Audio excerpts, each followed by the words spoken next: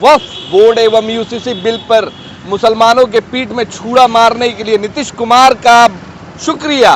JPC में जाने के बाद जिन संशोधनों पर चर्चा हुआ वहां विपक्ष के सभी सांसदों का दर्द को दरकिनार करके, उनकी बातों को दरकिनार करके और जबरदस्ती भारतीय जनता पार्टी द्वारा संशोधित जो पॉइंट्स थे, जो एजेंडा थे, उन एजेंडा को अमेंडमेंट में लाया गया और उसमें भारतीय जनता पार्टी के साथ साथ जनता दल यूनाइटेड, चिराग पासवान जैसी पार्टी के सभी लोग मुसलमानों के खिलाफ खड़े होने का काम किया। कई मस्जिदों पर दावा कर दिया सरकार ने, कई मस्जिदों पर सरकारी दावा हो गया, फिर कई दरगाहों पर सरकारी दावा हो गया।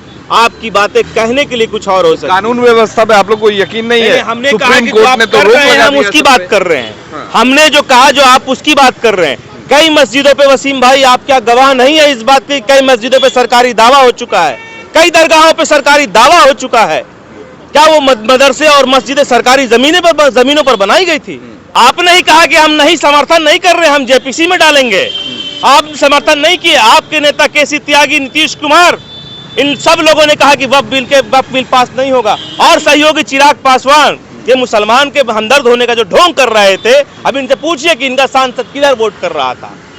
तो आपका 12 सांसद नीतीश कुमार जी किधर खड़ा था और चिराग जी आपका 5 सांसद इंक्लूडिंग आपके सदस्यता के साथ आप जेपीसी में कहां खड़े थे? और आप जब वक्फ संशोधन बिल लागू हो रहा था तो आपका बहुमत किधर था? स्पष्ट कर दीजिए आप। इसीलिए कहा शुक्रिया। 2025 आने वाला है वसीम भाई।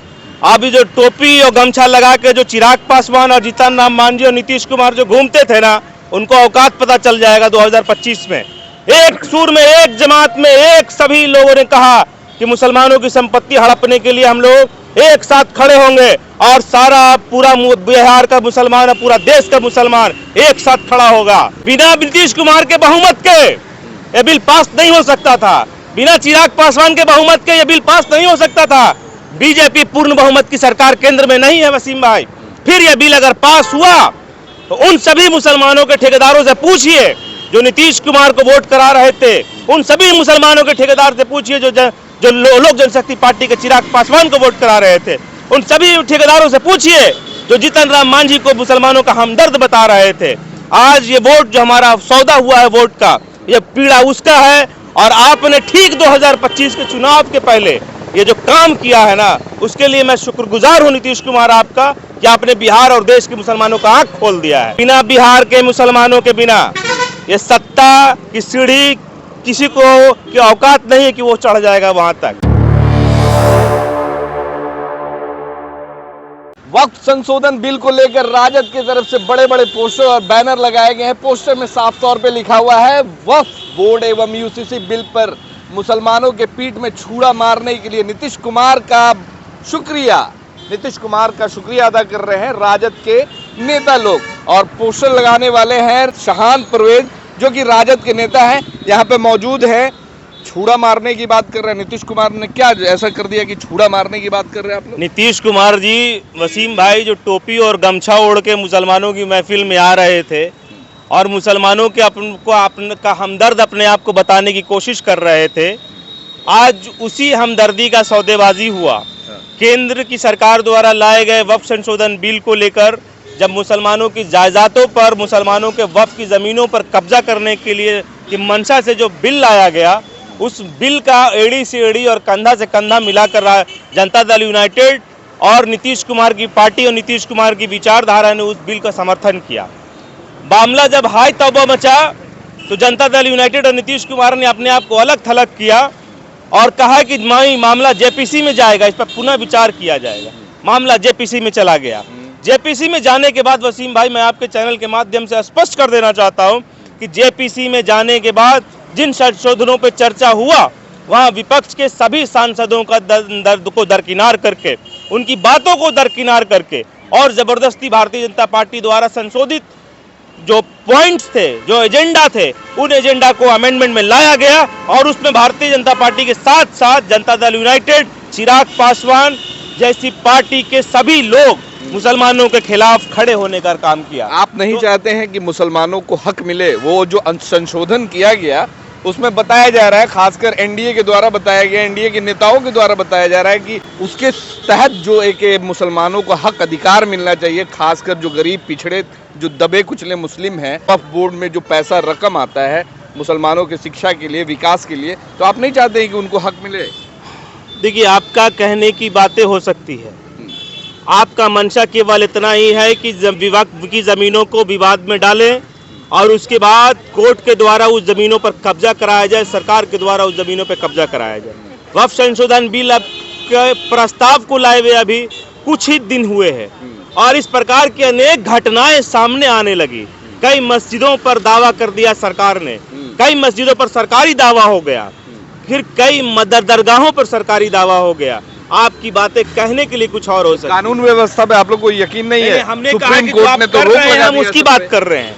हमने जो कहा जो आप उसकी बात कर रहे हैं। कई मस्जिदों पे वसीम भाई आप क्या गवाह नहीं है इस बात की, कई मस्जिदों पे सरकारी दावा हो चुका है, कई दरगाहों पे सरकारी दावा हो चुका है। क्या वो मदरसे और मस्जिदें सरकारी जमीनों पर बनाई गई थी? क्योंकि ये सरकार का मंशा था कि मुसलमानों के पास जो वक्फ के नाम पे जो अथाह संपत्ति है, जो हमारा जायदाद है, जो हमारी जागीर है, उस जागीर को छीना जाए। उस जागीर को छीनना आसान नहीं था। उस जागीर को छीनने के लिए सरकार ने बिल लाया और आपकी मंशा कुछ और थी, आपकी नीयत कुछ और थी। इनके नेता तो बोल रहे हैं कि पेट में दर्द उन्हीं को हो रहा है जिन्होंने वक्फ की संपत्ति को हड़प करके रखा है। कि आप क्यों ड्रामा कर रहे थे कि जेपीसी में जाएगा? आपने ही कहा कि हम नहीं समर्थन नहीं कर रहे, हम जेपीसी में डालेंगे। आप समर्थन नहीं किए। आपके नेता केसी त्यागी, नीतीश कुमार, इन सब लोगों ने कहा कि वक्फ बिल पास नहीं होगा। और सहयोगी चिराग पासवान, ये मुसलमान के हमदर्द होने का जो ढोंग कर रहे थे, अब इनसे पूछिए कि इनका सांसद किधर वोट कर रहा था।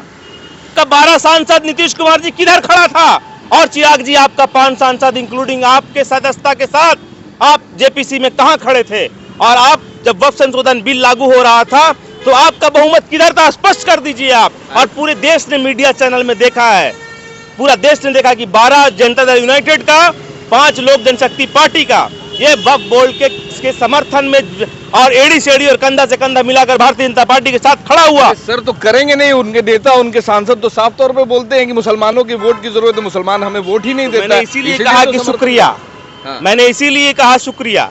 2025 आने वाला है वसीम भाई। अभी जो टोपी और गमछा लगा के जो चिराग पासवान और जीतन राम मांझी और नीतीश कुमार जो घूमते थे ना, उनको औकात पता चल जाएगा 2025 में। एक सुर में, एक जमात में, एक सभी लोगों ने कहा कि मुसलमानों की संपत्ति हड़पने के लिए हम लोग एक साथ खड़े होंगे और सारा पूरा बिहार का मुसलमान, पूरा देश का मुसलमान एक साथ खड़ा होगा। लग रहा है कि पूरे बिहार के मुसलमान आपके साथ में, आपकी बातों से सहमत होंगे। और जो जदयू जनता दल यूनाइटेड में जो मुसलमान है उनको क्या हो गया? वो तो वक्फ बोर्ड जनता दल यूनाइटेड में पार्टी में रहने वाले मुसलमान के बाप की संपत्ति है और न हमारे बाप की संपत्ति है। वक्फ बोर्ड मुसलमानों की एक आस्था है। वक्फ की संपत्ति पर सभी मुसलमानों का अधिकार है और उस संपत्ति के संरक्षण के लिए हम नहीं, केवल बिहार का एक एक मुसलमान खड़ा है, देश का एक एक मुसलमान खड़ा है। क्या लग रहा है कि आने वाले 25 के चुनाव में ये बड़ा मुद्दा बनेगी? खासकर आप लोग इसको अभी से ही भुना रहे हैं। भुना नहीं रहे। हमने कहा कि आपने कहा राजनीति गद्दारी आपने किया, गद्दारी आपने किया, तो आज हमको जनता को बताने में क्या दर्द है? आप जेपीसी में अपने आप को पीछे हो जाते, आप सदन में बहुमत नहीं देते। बिना नीतीश कुमार के बहुमत के ये बिल पास नहीं हो सकता था। बिना चिराग पासवान के बहुमत के ये बिल पास नहीं हो सकता था। बीजेपी पूर्ण बहुमत की सरकार केंद्र में नहीं है वसीम भाई। फिर यह बिल अगर पास हुआ तो उन सभी मुसलमानों के ठेकेदारों से पूछिए जो नीतीश कुमार को वोट करा रहे थे, उन सभी मुसलमानों के ठेकेदार से पूछिए जो लोक जनशक्ति पार्टी के चिराग पासवान को वोट करा रहे थे, उन सभी ठेकेदारों से पूछिए जो जीतन राम मांझी को मुसलमानों का हमदर्द बता रहे थे। आज ये वोट जो हमारा सौदा हुआ है वोट का, ये पीड़ा उसका है। और आपने ठीक 2025 के चुनाव के पहले ये जो काम किया है ना, उसके लिए मैं शुक्रगुजार हूँ नीतीश कुमार आपका कि आपने बिहार और देश के मुसलमानों का आंख खोल दिया है। और एक बात सुन लीजिए कि बिना बिहार के मुसलमानों के बिना ये सत्ता की सीढ़ी किसी को की औकात नहीं है कि वो चढ़ जाएगा वहां तक। राजद की भी औकात। और इस बार बिहार का मुसलमान आपको दिखा देगा कि हमदर्दी हमसे और गद्दारी भी हमसे। तो मुसलमानों से गद्दारी का मतलब उसका सबब क्या होता है 2025 के चुनाव में तय कर। चलिए 2025 के चुनाव में मुसलमानों का वोट जो है चोट करेगा, खासकर बिहार में जितनी भी राजनीतिक पार्टियां हैं मुसलमानों के बिना अधूरा है, मुसलमानों के वोट के बिना अधूरा है। वक्फ संशोधन बिल को लेकर राजद की तरफ से ये जो आप देख रहे हैं आक्रोश देखा जा रहा है, बोर्ड लगाया गया है। नीतीश कुमार जी का शुक्रिया अदा कर रहे हैं। धन्यवाद।